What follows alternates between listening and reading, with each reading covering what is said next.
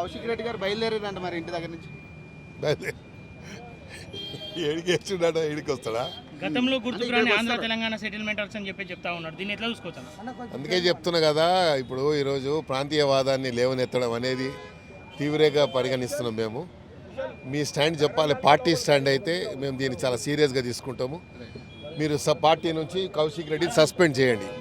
లేదనుకో party అన్కండిషనల్గా apology చెప్పండి ఈ తెలంగాణకు, రాష్ట్ర ప్రజలకు, ఉమ్మడి రాష్ట్ర ప్రజలకు.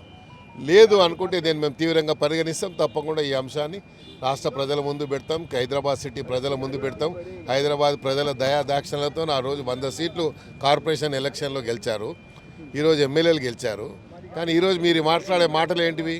కాబట్టి దీన్ని మేము తీవ్రంగా పరిగణిస్తాం.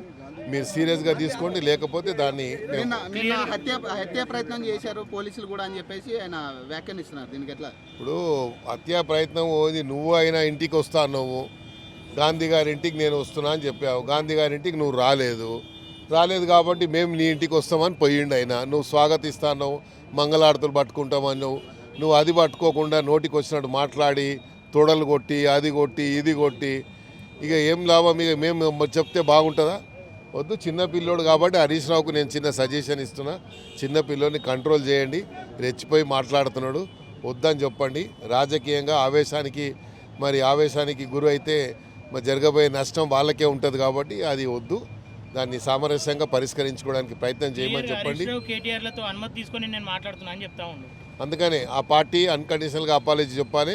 హరీష్ రావు గారు, కేటీ రామారావు గారు, మీరు హైదరాబాద్ ప్రజలకు అన్కండిషనల్గా అపాలజీ చెప్పాలి. మీ డిమాండ్. పిఎస్సి చైర్మన్ ప్రతిపక్ష నేతకి ఇవ్వాలి కానీ అధికార పార్టీ నేతకి ఎందుకు ఇచ్చారు? నేను బీఆర్ఎస్ పార్టీ అనే అన్నాడు ఆయన. పిఎస్సి చైర్మన్ వచ్చింది అని చెప్పాడు. పిఎస్సి చైర్మన్ వచ్చిన తర్వాత నీకు అభ్యంతరం ఏంటి?